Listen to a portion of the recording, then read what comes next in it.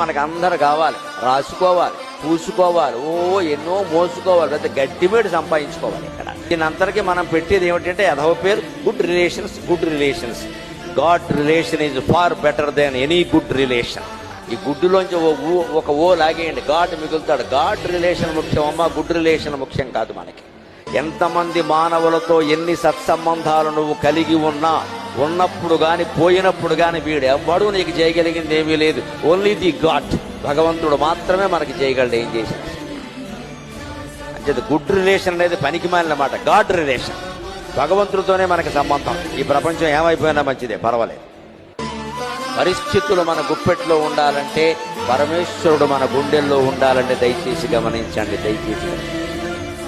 పరమేశ్వరుడు మీ గుండెల్లో ఉంటే పరిస్థితులు మీ గుప్పెట్లో ఉంటే మీరేం చేయగల అంతా మీకు బాధాక్రాంతం అవుతారు. అంత గొప్పది భగవత్పాద.